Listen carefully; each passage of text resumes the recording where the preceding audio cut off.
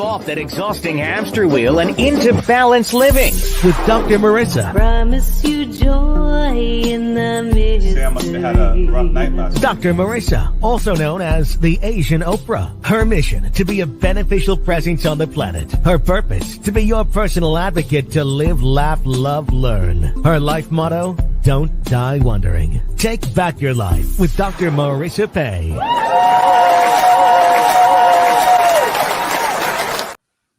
And welcome. You're tuned in to Take My Advice.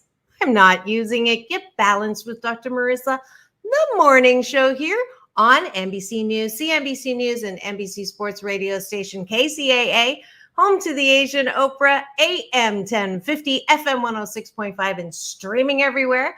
iHeartRadio, Spotify, Stitcher, iTunes, TuneIn, Audible, Amazon Music, Tiki Live, JioSaavn, Podchaser, Rumble, and more. Why so many places? I want to maximize my splatter zone for more hope and happiness, because you know I'm on a happy 88 mission, 88 million more happy people in the next 8 years. And so I bring topics and guests and repeat guests onto the show to that end and address all of those different ways that your happiness might be affected in life. And certainly relationships, romance, sex, intimate relationships, that is a huge category that I love talking about. I know it's early in the morning, but on Thursdays, we do have a special series. And as Clyde mentioned backstage in the green room, my co-host Sam Works may have been doing too much research last night.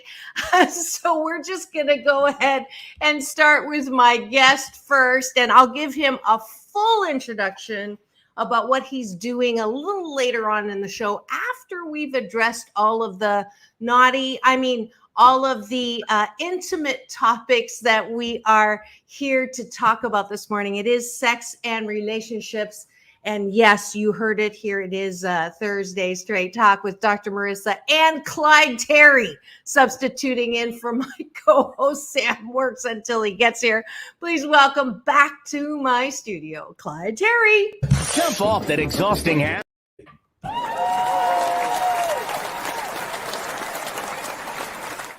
See what happens when I operate my own boards and Sam's not here. But welcome back to the studio, Clyde. For having me. And you said morning sex is the best time. Morning and sex, that's the best time to have it. So it's perfect. And this is why I didn't want to give him a formal introduction. He's getting right to it. That's why I asked him to come to the studio. And we are just delighted to have you back.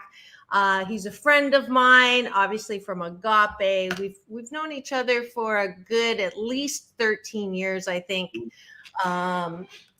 We are supporters of one another. I actually taught in one of his classes, and we'll talk about what great work he's doing later. But I don't want to dampen or stray away from the topic at hand. He was the first one. I had my I think I had two male panels that came on the show and shared their perspective as men. As you know, that I ask Sam to do all the time, to speak not on behalf of men, but just to help me with the male perspective. And it was on a special series that I used to do when I was on once a week.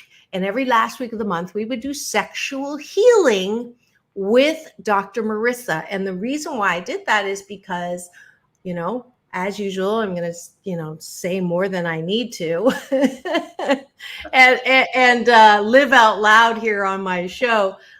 Sex and intimacy and orgasms and asking for what I want was not an easy thing, still is not. And so I wanted a show to actually talk to sex experts, talk to people who could give me some information about size, no, not size, information about how to maximize. That's what I was thinking.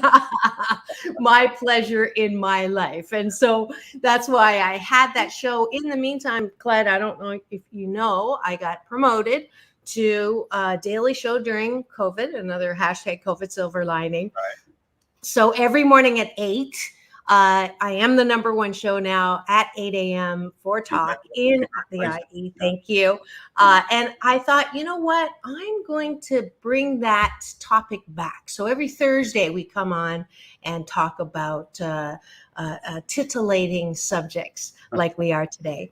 And Sam particularly wanted to come on, literally, and address this particular statement that Clyde makes almost every show, because I play it when the news plays, on my 8-year summary. So I just realized we forgot to do one thing before we get into that clip. I start every show, Clyde, with breakfast. So I'm inviting you to have breakfast with me this morning, and that is taking a bite of my gratitude sandwich. Okay. So first thing we do is 8 specific gratitudes on what we are grateful for. Has to be specific, cannot be friends or family, has to be names, or specifics. So we do 8. And if anybody is eyeballing in, I see them rolling in. Welcome to the show. You're tuned in to Take My Advice. I'm not using it. Get Balanced with Dr. Marissa, the morning show with Clyde Terry, returning here to talk about sex and relationships. And we're starting the gratitude exercise. So please do go in the chat. What are you grateful for? So I'll start. I am grateful for my 33 pounds of weight loss since Valentine's Day, which I have been working on as part of my Blissipline to Love My Body Project 2.0. So that's my first one. What are you grateful for? I'm grateful that I get to touch lives. Like I get to do what I get to do. And have people see something for themselves that they couldn't see before. And I'm really grateful for the gift that I've been given to do that. And I'm grateful that I have people that I can do that with. Perfect. A little longer than the specific. That's like 2 gratefuls right there, at least. But you get my drift. I'm grateful that I'm grateful for our teacher, Michael Bernard Beckwith, who anytime I thank him for all that I have learned and grown from him, he'll say, no, you have to thank yourself because you're a teacup. And if you're pointed down, you don't receive, but because you're open to receive it, that's why you get what you get. So I'm grateful for him. I would echo that when I'm also grateful for him, that I get to learn from him, teach, I get to embody what he teaches, and then I get to give that back out. Beautiful. I am grateful for the sun that shines even when it's not shining in my neck of the woods. I'm grateful for my amazing son that, despite being in the spectrum, right, he has his own business. He, took art and created his own sweatshirt, t-shirt business, and he's teaching young people. So art. Beautiful. And my last gratitude is for commerce. I love the way that we all work together in businesses and the things that we do, raising money energy that it allows us to be creative. Okay. My last one is I'm grateful for my project that's coming up for 2023 called The Nomad Therapist. We'll find out more about that. And now we go to the bottom of the bun. I'm not going to ask you what you like better, top of the bun or the bottom of the bun, but the bottom of the bun is appreciation. And I know that I'm preaching to the choir on this one. You get to work with youth who do not have a good sense of who they are, and they don't believe in themselves because they believe in what they've been told, that they're good for nothing, worthless, not worthy. And I was told that as a young person as well. And that carries through. And so one of the exercises in the gratitude sandwich is going to bed. The last thing you do is 8 specific appreciations that you have of yourself. Because if you can't fork and approve of yourself, how the fork do you expect other people to approve of you? This is a prescription for anybody that walks around with antenna up looking for people who love them in the wrong places or approve of them. So what 8 specific things, 4 for me, 4 for you, that you like about yourself? So it's specific on what you like about yourself. And I will start with, I like that I can be inspired. I clear my head with meditation, which allows that power that creates the worlds to inspire through me. I appreciate that I've gotten to travel the world and get to know other cultures. Yeah. Great. I appreciate that I have a discipline that allows me to appreciate my body where it is, and at the same time have a desire for it to go and look a way that I would like it to look. And I have to say, this dress I have not worn in probably 15 years. Wow. And I used to wear it to go party. And I have not worn it because I did not feel comfortable in the dress. So I appreciate that I have done what I have done. Thank you. All right. And another appreciation? I appreciate that I'm aging gracefully, that, I'm 60 and, and people think that I'm in my 30s or, 40s, early 40s. So. Yay, you're in my ageless club. Hashtag ageless club. And I appreciate that I love to make people laugh. I think that's my favorite thing to do on the planet, especially my bonus dad who just turned 93. There's nothing like making a funny and having him laugh. So I love that. Even though my husband told me I was funny every single day of my life. The best thing about divorce is owning my funny. Right. And last one from you, what do you appreciate? I'd say that one too. I've done some stand-up comedy. So yeah, I'd say I'm funny. I wouldn't say I'm funny. I just have funny moments, and they come across pretty well. So you're not funny looking. You have funny moments.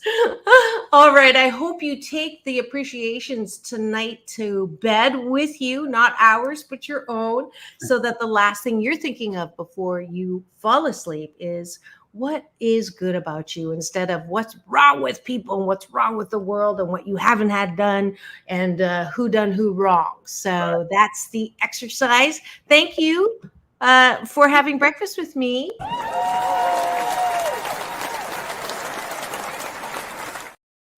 And I see I have a sound engineer, but I'm not sure who it is. So Sam, if you are there, if you can get on your device so we can, I've been stalling to show you the video clip that it was your idea to have Clyde on. So I hope that nothing is seriously wrong.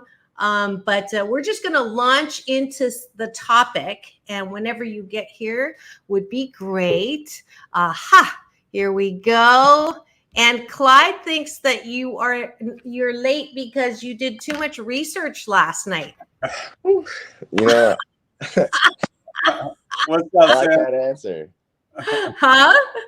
I like that answer. Yeah. You're going to get your lashes with a 50 lashes with a wet noodle after the show. But for the time being, please welcome back to my studio my co-host for Thursday's Straight Talk with Sam Works and Dr. Marissa.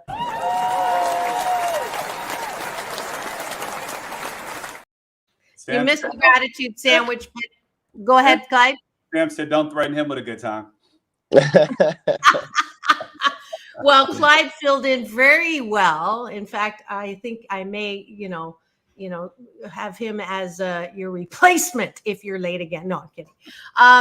So here we go.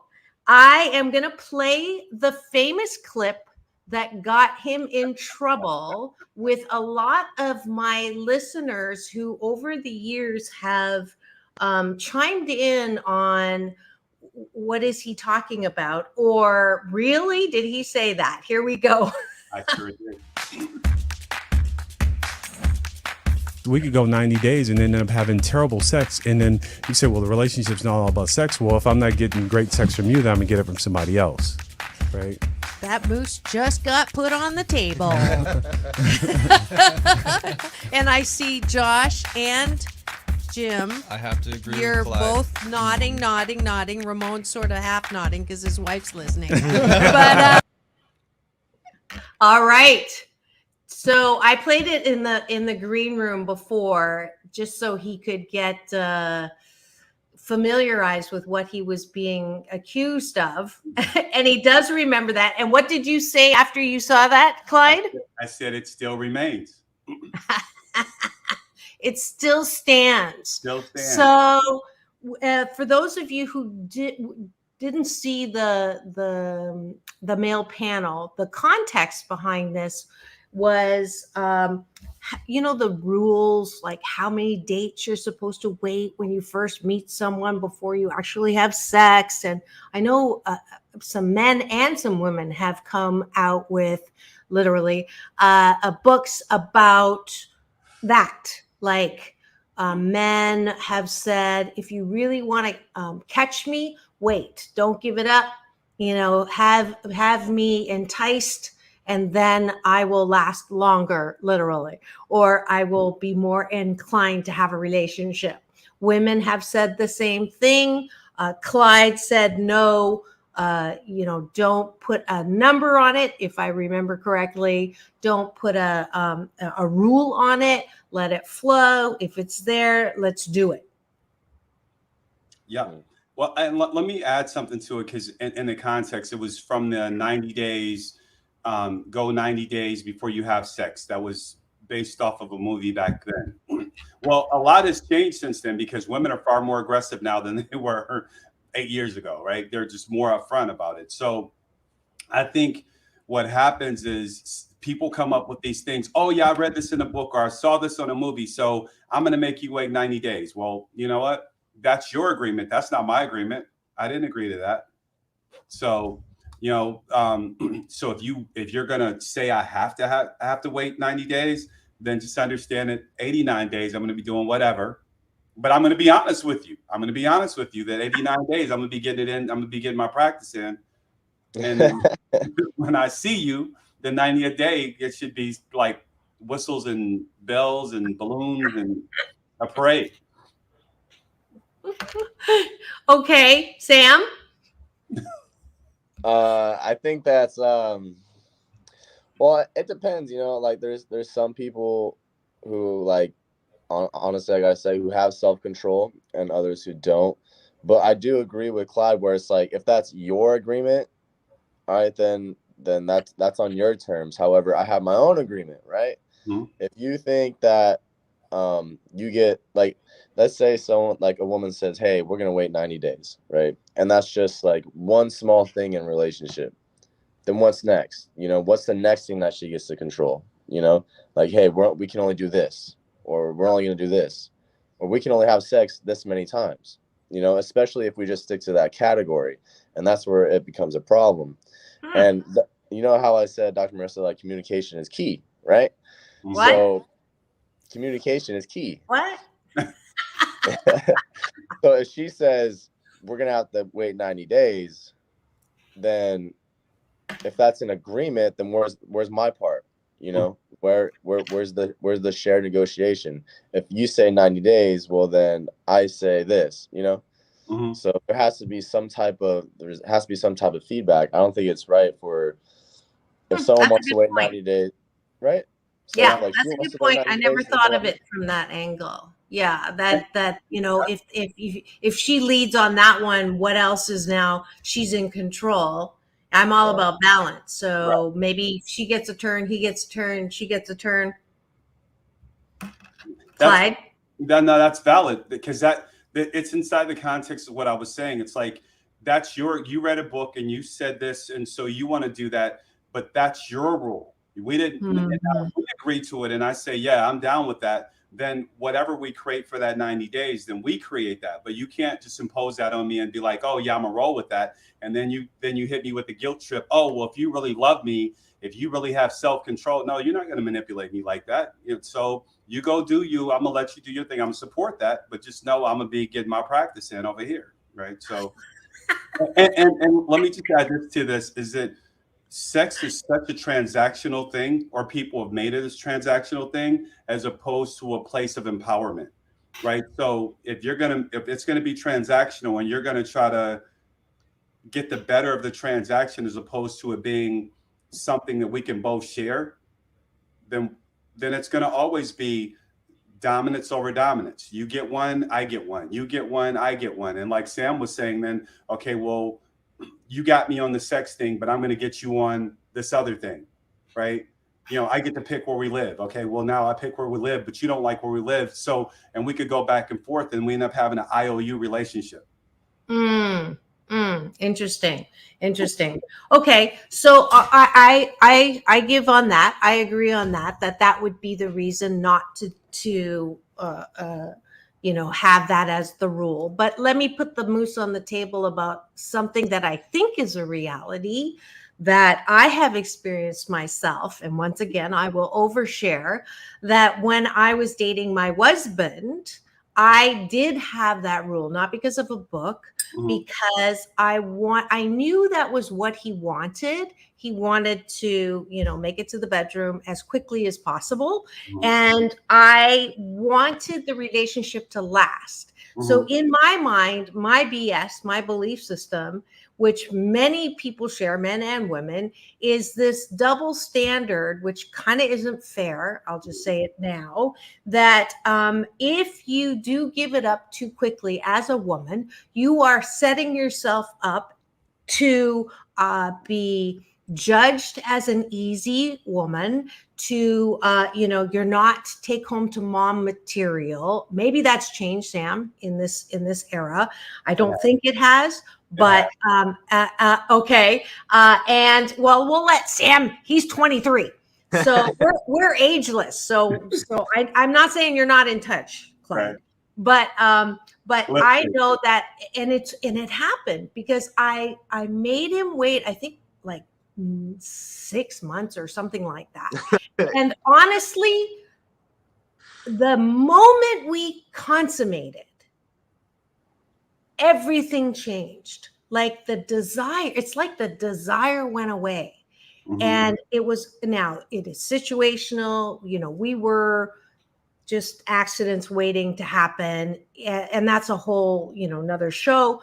But I do know that one thing sticks in my head, literally, that, had I waited till marriage or waited until, maybe that's the reason why people do wait till marriage. I don't know. But for me, I always think about, wow, there was that moment in time. As soon as I said, you're going to have to do it in a nice place. We went to a bed and breakfast in Dana Point. It was gorgeous, whatever. We finally did it. And then it was like, from that point forward, I did not feel his desire ever again for the next 9.25 sentence of marriage.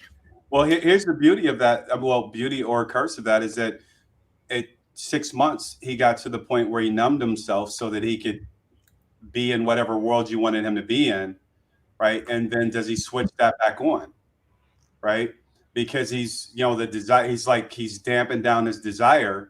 And like some people have the ability to turn that on, and some people that have consciousness can turn that on or turn it off. But maybe he suppressed that, and then he just wasn't able to reignite it. Interesting. Possibility. Sometimes you got to be careful what we ask for. And just to balance that out and finish off, because I don't want to talk about that anymore, is sex can be used as that manipulation weapon, because then after my first daughter was born, he didn't touch me for 9 months. And when we went into therapy, he said, I knew that that was the only thing you wanted from me, and therefore I withheld. So my whole thing around sex is that, you know, as it relates to happiness, it's supposed to be the glue of relationships. It's supposed to be one of the most beautiful parts of having an intimate relationship. And if you're using it as something to punish, why are you looking at me like that, Clyde? Who made up those rules?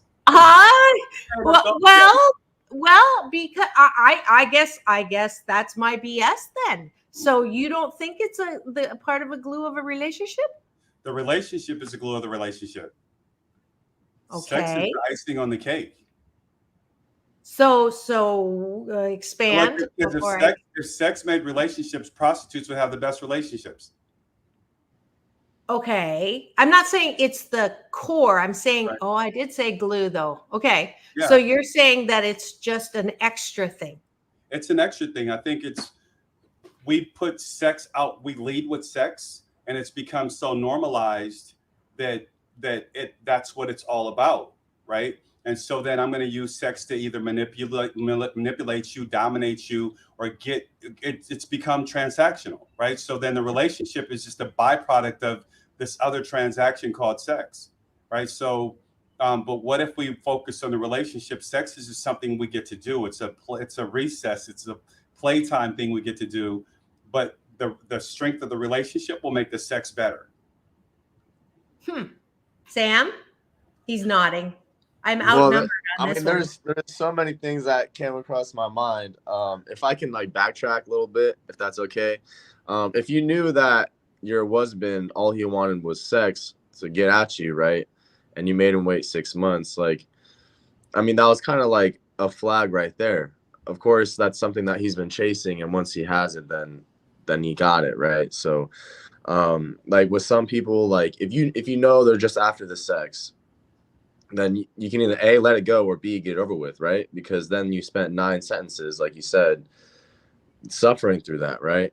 And then, you know, the relationship makes the relationship. I agree with Clyde. That's really good because me and Dr. Marissa did talk about, like, you know, sex was the glue. But at the same time, if your desires are about the sex, then that's the wrong type of glue for the material, right?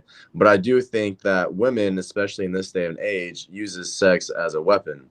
Like Clyde said, they can manipulate you, right? Because if you are some, you know, sexy woman walking down the street and like all you think about is like her attraction, she can make you do anything. That's why they get free drinks at the bar, right?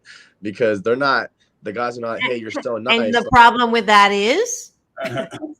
The problem is that the guys, they don't acknowledge, you know, they're delusional when it comes to beauty, right? If they buy drinks for everyone who's nice, then they'll go broke. But at the same time, people are going broke because they just buy things for people who are pretty, right? And women, they manipulate that. That's why the hot girls get the guys with the nice cars or the super nice houses, because they're not ugly, right? And the guys know that. They use them as a trophy, as a tangible trophy to show the world, what do I have? This is what I got, right? The guys are chasing beauty since, you know, the dawn of time. But the thing is, like, women, they know that. So they start to use their bodies as weapons towards other men. And if you don't acknowledge that, then you start to fall in this rabbit hole that a lot of people are going into. And if you really think that they want sex, you can, I said, either give it up or give it to them, because the relationship can go a long way. If you have sex in the beginning and you guys are together for over 3 years, then it's not the sex that keeps you together, right? It's something else.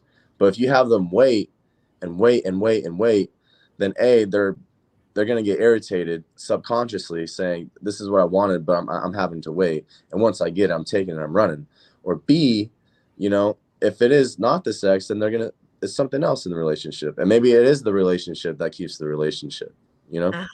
And if you've just tuned in and you're wondering if you're hearing things that we're talking about sex and desire, you're not hearing things. This is the morning version of my old series, Sexual Healing with Dr. Marissa. And you will see that I have two very good looking gentlemen with me. One you've seen before. He came on literally years back. His name's Clyde Terry. You see him every morning when I play the 8-year strong promo while the NBC News is playing. And the other is my co-host Sam Works here on KCAA AM 1050 FM 106.5, streaming everywhere, iHeartRadio, Spotify, Stitcher, and my YouTube channel, which I hope you will go after you land in the car, wherever you're going. Do not go on your phone to try to stream to see what my two guys look like this morning. But we're talking about sex, relationships. I concede it is not the glue. I like the icing analogy that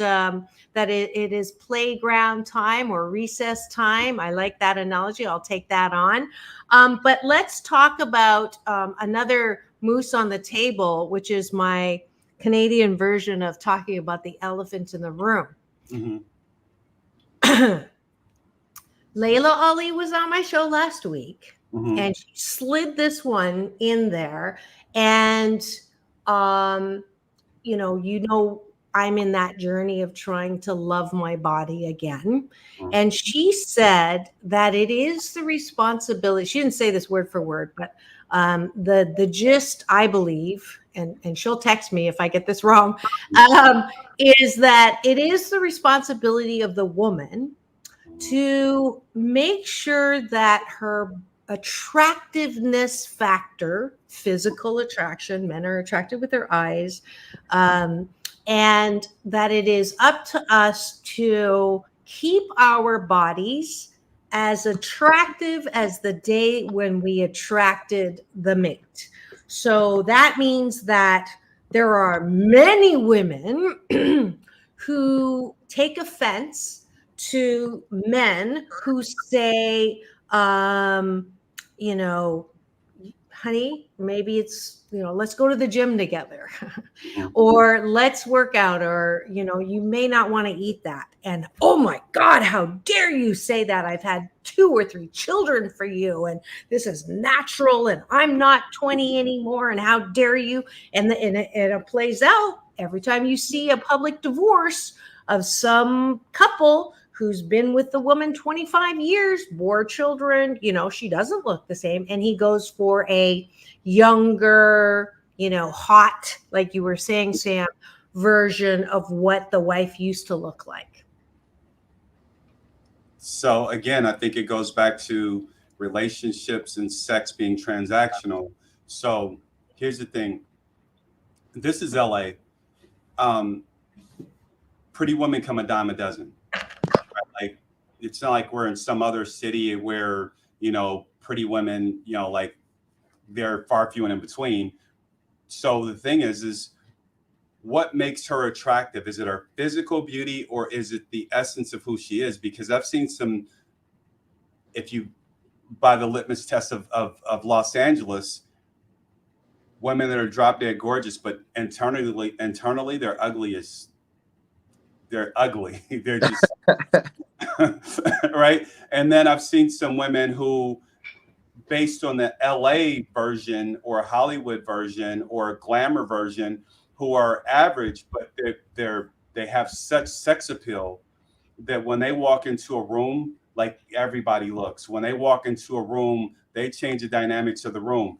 I would prefer that over a woman who's gorgeous, because to me, when she wakes up in the morning, she doesn't have to put on a whole outfit. She doesn't have to put on the fake lashes and the fake eyebrows and the fake hair. She doesn't have to do all of that. She can just be beauty. Her very essence is beautiful. I need to stream it. Thank you. Yeah. Nice. Yes, I hear you. And that's also tangential to the topic of what makes attractive, and why is it that good looking people get more, or, what is attractive, and, they get more what though? Pardon? They get more what? They get more the drinks at the bar, or they get more attention. They get more attention. And at the end of the day, they're the most miserable though. Not all of them. I wouldn't say that's all of them. It's like, do you love me because you love me, or do you love me because of what I look like? Then when I gain a little weight, then are you throwing me away for another version of me, or how did you get me? Because however you got me, you're gonna have to use that to keep me. If you got me, if you led with sex, you better give me sex all the time. You can't like ration it out.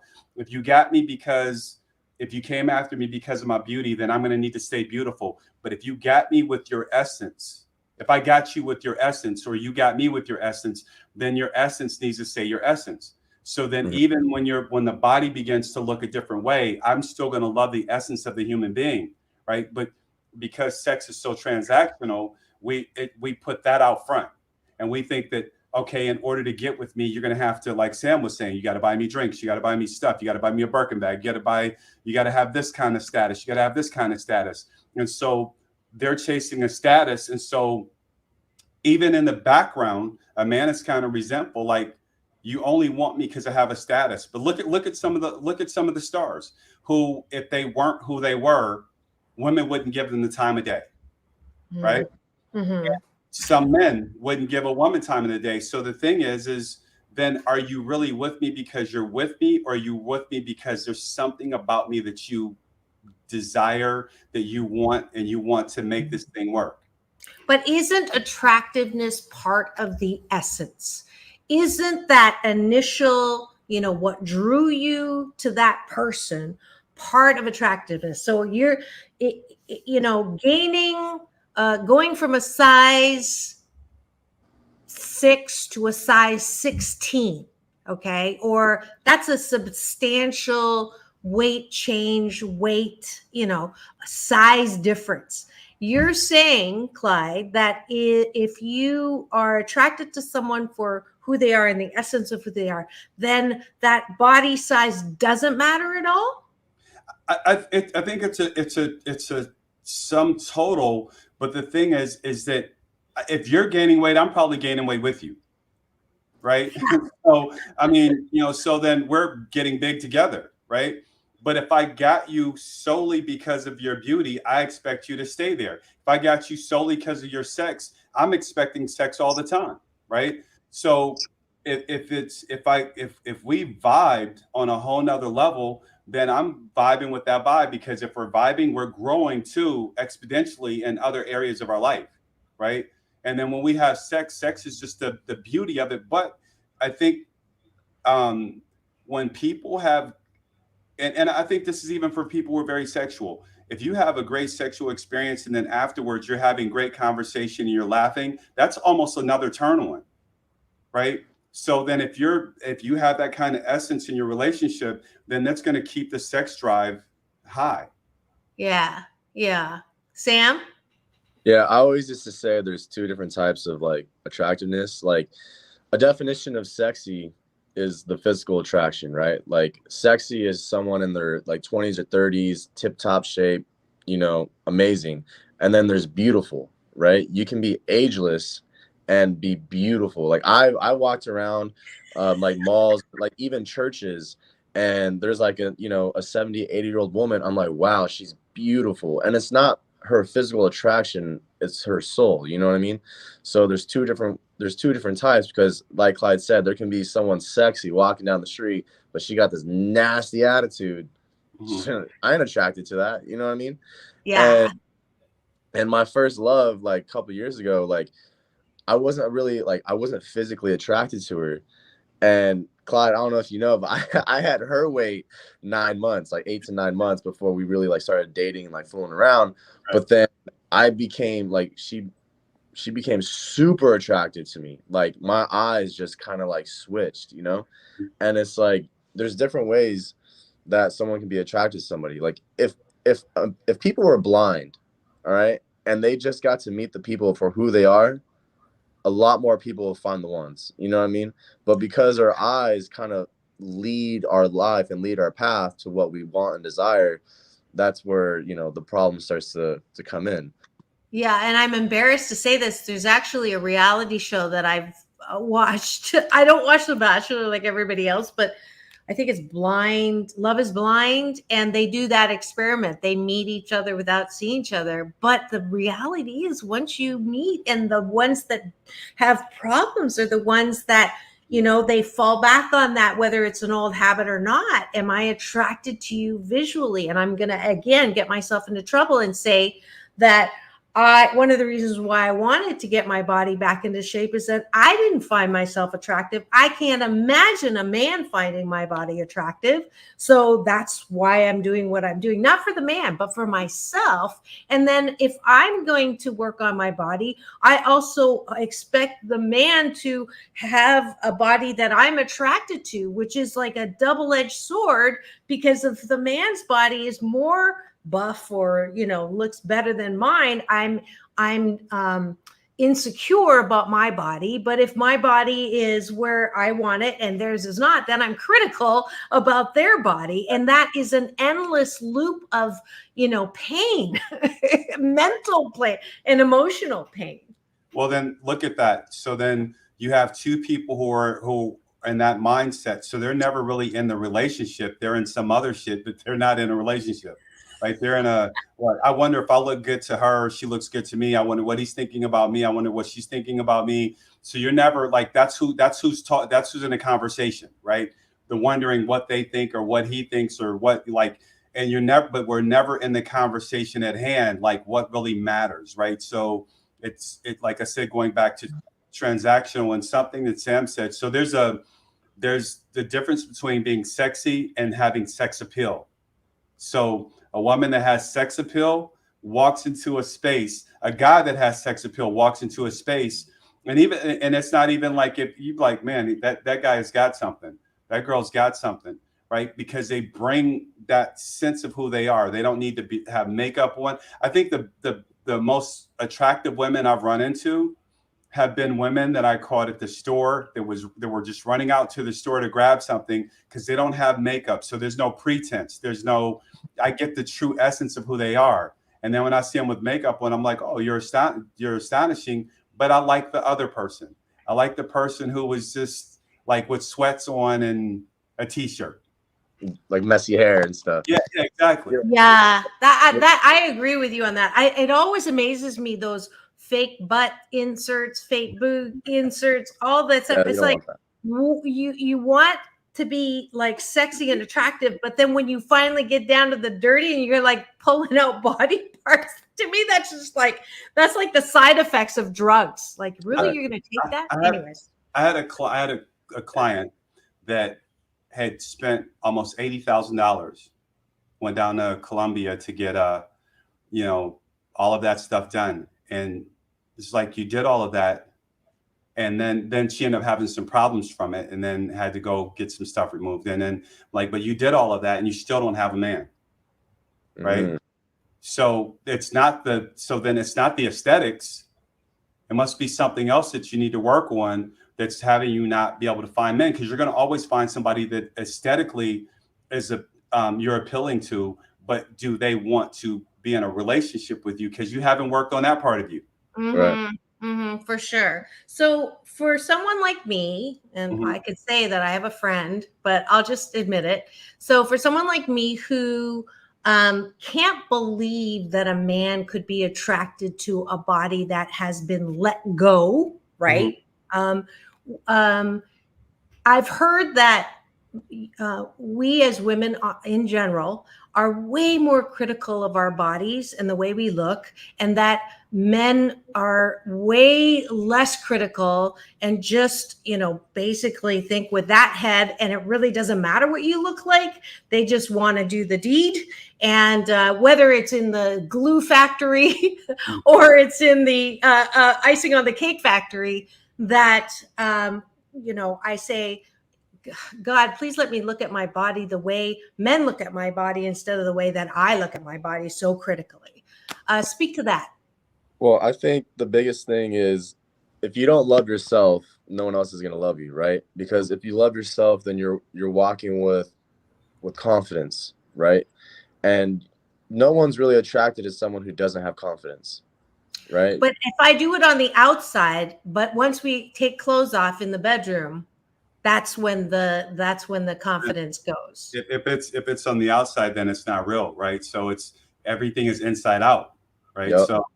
So like prime example, right? Like Lizzo, right? Like Who? look at all Lizzo, the singer, Oh, okay. right? She's like she's a black girl, she's overweight. But she's embraced that. She's embraced her body size, and she's got men coming after her left and right. Right. I think once a person embraces their, it's going back to like the stripper or the porn star, the fact that they can embrace who they are, what they are. It's like, then you have women that go like, I went to school, got a master's, I take care of myself, I make 6 figures, and this guy is chasing a porn star. And like, why are they getting all the men? It's because at some level they've accepted who they are and they live inside of that. Not saying all of them, but they just accepted the fact, like, and so a guy says, look, my girl or my wife has sex with other men, or I know that, she strips in front of other men and other men see all of this, but they're willing to take that on as opposed to the woman who's the straight laced, because there's something about not embracing your inner self that doesn't have then you be the appealing package, right? So it's, if you are cool with your body, then a man's going to be cool with your body. But if you have some questions, then you're going to create the question for him, and vice versa, right? Like right now, every man feels like he's got to have a 9-inch penis, right? And so because that's kind of the thing out there. So it's like, I know men that have like, bro, I can't keep up with that. So I might as well, give up. I sex because I don't have to worry about, am I going to be compared to some other man, right? I can get my thing in, get it out. And so men are having that issue too. And I think one of the dumbest questions a man could ask a woman is, am I the biggest you've ever had? Or am I the best you ever had? Because you really don't want to hear the answer to that. Nah. And you heard it here. That moose, you're very good at dropping the moose on the table, Clyde Terry. You get that award on this show. And if you've just tuned in and you're not imagining things, this is Take My Advice, I'm Not Using It, Get Balanced with Dr. Marissa, the morning show with Thursday special Straight Talk with Sam Works and Dr. Marissa, and our very special repeat guest, Clyde Terry, who is laying it down, literally, about sex, intimacy, and relationships. And I want to make sure before we finish, because I know this could be a day show, that we also give some props to what he does in his day job or night job as well, not relationship-wise. But this man is truly a Renaissance man. He used to be LAPD. He's a wrong team. Sorry, sheriff. Yeah, I'm on the A team. That's the B team. Yeah. Oh, sorry. 25-year veteran of LA County Sheriff Department, former U.S. Marine Corps, U.S. State Department as International Police Advisor in rebuilding efforts in Iraq, and more importantly, a life transformer. He was asked to lead the Sheriff Department's Emerging Leaders Academy, which is a program. 90% of the graduates are positively reintegrated into society. These are kids and young adults and adults who've had, I believe, been incarcerated. I know that the percentage of recidivism is drastically reduced because they have gone through the academy, and I wanted to give him props for that. And for the work that he does, I am going to give him Dr. Marissa's Beneficial Presence on the Planet Award.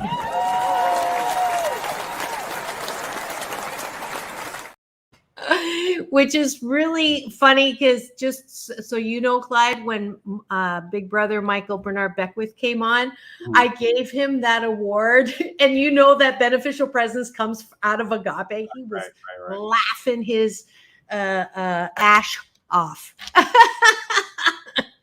But anyways, do give a commercial for your group and what they do and how people can support you. And then if we have time left, we'll go back to sex.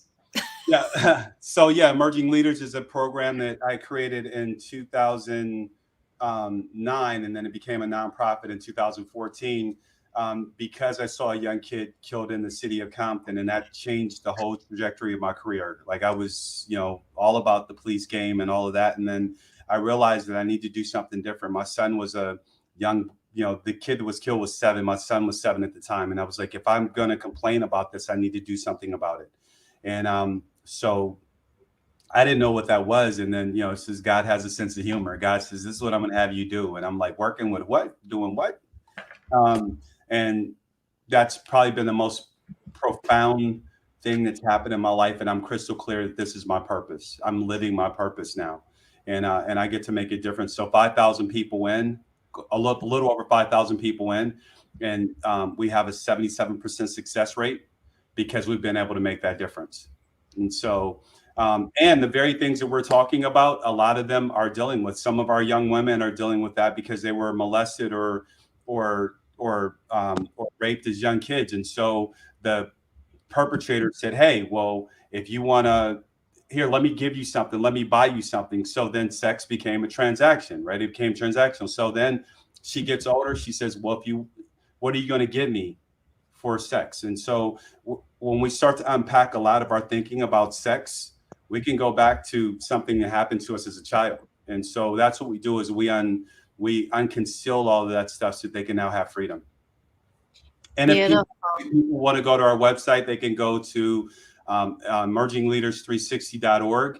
And if they want to donate, they can go to Emerging Leaders 2014 at Gmail on PayPal.